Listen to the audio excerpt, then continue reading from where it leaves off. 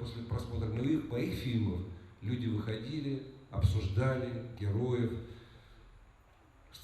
постарались как-то равняться на них, что-то черпать, какую-то хорошую, добрую информацию. Кто работает над картиной, как сотни часов сырого материала превращаются в двухчасовой фильм, как монтаж полностью меняет и преображает визуальный ряд. Гости делятся своим опытом и знаниями о сценарном мастерстве и особенностях работы в киноиндустрии. Рассказывают о том, как зарождаются идеи будущих картин, с какими трудностями они сталкиваются и как пришли в профессию. В кино как продюсер, потом я смотрю, что а почему бы мне не написать там сценарий, например, самому. Потом на эти деньги свои снять самому фильм. Так все и пошло. Я стал и сценаристом, потом я стал уже и режиссером. Вот последний мой фильм «Крайний командир». Это биографический фильм про создателя вот, спецподразделения «Альфа», антитеррор, которое очень известно по всему миру. Один из сегодняшних гостей – гендиректор кинокомпании «Кара Премьер» и актер дубляжа Алексей Рязанцев, тот самый, что озвучил Северуса Снейпа, преподавателя зельеварения и защиты от темных искусств в школе Хогвартс, в серии фильмов о мальчике, который выжил. И вот после стольких лет его голос вновь оживает для Поттера-манов. На моих уроках не будет волшебных заклинаний и махания палочками. Но я научу вас разливать по бутылочкам смерть, загадывать свои желания. А ты, Гарри Поттер, если будешь плохо учиться, я оставлю тебя в горах с волками.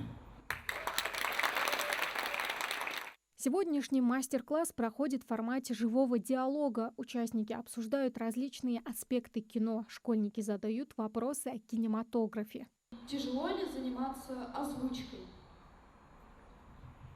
Ну, в частности, то, что я вам продемонстрировал, Алан Рикман и профессор Снэп, мне было очень комфортно, потому что, если кто-то помнит фильм, то профессор Снэп, он больше, знаете, так ходит, смотрит, молчит, у него очень мало диалогов, мало, так сказать, монологов, поэтому мне было очень комфортно. Кино прошло долгий путь от движущейся картинки до сложного вида искусства с уникальным языком. Это одно из самых молодых и в то же время одно из самых массовых искусств. Для слушателей этот мастер-класс – возможность расширить свой кругозор и даже определиться с будущей профессией. Как проходит съемка, это прям захватывающе. Я посещала такие мероприятия похожие, даже присутствовала на съемках разных известных фильмов и сериалов, которые мы смотрели, когда я находилась в Санкт-Петербурге или Москве.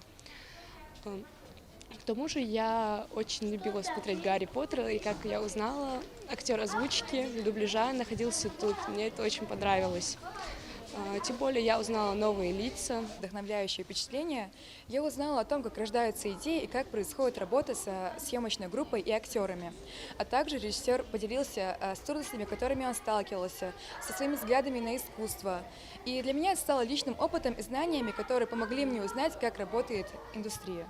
Эти лекции проходят в рамках проекта «Ингушские кинематографисты» у истоков российского и мирового кинематографа в рамках столетия государственности. Дети очень интересуются этими направлениями: журналистика, режиссура, современные медиа. У нас в центре проводятся регулярные смены по этим направлениям, но этого недостаточно для мотивации детей, для того, чтобы они поняли, что они хотят в жизни, получится у них это или нет. Поэтому мы организуем такие творческие встречи. Встреча была полезна для детей. Те, кто хочет выбрать именно это направление, это реальная мотивация. Это очень хорошее дело и в будущем хорошая профессия заниматься кино, потому что в кино не только актеры и режиссеры, там очень много интересных профессий, и монтажеры, и звукорежиссеры, и художники. Ребята в рамках мастер-класса смогли узнать о мире кино намного больше и, возможно, даже вдохновиться на создание собственных проектов. Тамара Хашагульгова, Акармат Тасхоев, Магаз 24.